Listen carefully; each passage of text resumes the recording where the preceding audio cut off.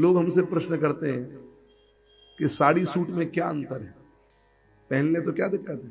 आजकल इस समय पर बड़ी चर्चा चल रही है, और मुझे एक बात पर तो प्रसन्नता है कि सनातन कुछ कठोर तो बना। अभी सनातनी कुछ कठोर तो बना, नहीं तो सनातनी इतना लिबरल हो चुका था, इतना लिबरल हो चुका था, जो जैसा कहे कोई बात नहीं कर। नहीं तो दक्षिण में जिस प्रकार से कपड़े पहनने के ऊपर भी पाबंदी है कि कैसे कपड़े पहनकर आप आ सकते हो, ये चीज और मंदिरों में नहीं है ज्यादातर। आप जो कपड़े पहन के आना चाहो आप, ये अपराध है। अरे आप हनीमून जैसे कपड़े पहनकर मंदिरों में जा रहे हो, आप थोड़ी मर्यादा तो रखो, किसके आगे जा रहे हो। मर्यादाओं को तार तार करने का काम तो हमने ही किया है, और कौन कर रहा। अब कुछ मंदिरों ने इसका विरोध किया है कि महाराज अब हम अंदर प्रवेश करने देंगे तो हमारी जो मर्यादित वेशभूषा में आएंगे वो ही अंदर प्रवेश करेंगे, हम सबको अंदर प्रवेश नहीं करने देंगे। और देखो एक बात याद रखना, एक तथाकथित, मैं नाम नहीं लूंगा, तथाकथित वक्ता जिसकी में लाखों की भीड़ हो जा रही है, वो कह रहे हैं कि महाराज ये भी विरोधियों की चाल है। अब युवा पीढ़ी अंदर आना चाहती है मंदिर में, ऐसे कपड़े पहन के नहीं आओ, ऐसे कपड़े पहन कर आओ। अरे भगवान शंकर क्या कपड़े देखता है, वो तो भाव का भूखा है। ये भाव के चक्कर में तो तुमने सारी संस्कृति का धराशाही कर दिया, पतन कर दिया। भाव का भगवान भूखा है, लेकिन भगवान मर्यादा की भी रेखा खींच करके रखता है। मर्यादा पुरुषोत्तम राम ने भी मर्यादा की रेखाएं खींची है। मर्यादाओं को तार तार करते हुए जिस प्रकार से समाज आगे बढ़ रहा है, ये कल्याण के लक्षण नहीं है।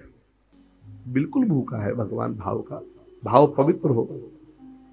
लेकिन भैया भाव तो हृदय की वस्तु है, पहले कम से कम दृश्य तो पवित्र हो।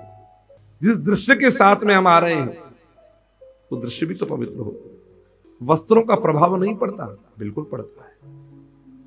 हमसे किसी ने पूछा सूट और साड़ी में क्या अंतर है, तो हमने कहा देखो, पहले का पुरुष वर्ग धोती पहना करता था, शिक्षित समाज, और स्त्रियां वो साड़ी पहना करती थी, यही तो होता था।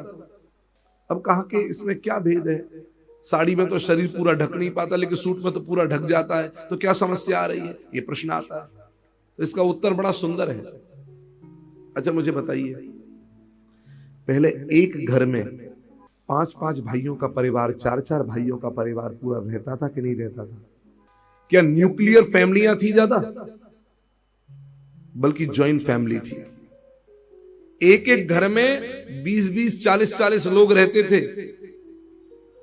और एक चौका हुआ करता था। सही कि गलत? आज उसमें कमी आई है कि नहीं आई है? न्यूक्लियर फैमिलीज बढ़ने लगी कि नहीं बढ़ने लगी? इसका जानते हो कारण क्या है? क्योंकि हमने सीखा ही नहीं कि बांधा कैसे जाए परिवार को। जब एक कन्यादान होकर के, विवाह होकर के और बहू बन करके जाती है, उस समय पर वो अपना गोत्र भी बदल देती है। गोत्र बदल गया, साड़ी पहनना सीखती है। घर में तो फ्रॉक में भी चल गया था, लेकिन अब साड़ी में आ गई। और साड़ी में आने का संकेत क्या है?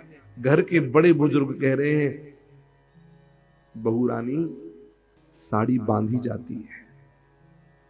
जैसे साड़ी को बांधा जाता है, बहू ऐसे ही पूरे परिवार को बांध करके रखने का काम अब तेरा हो गया है।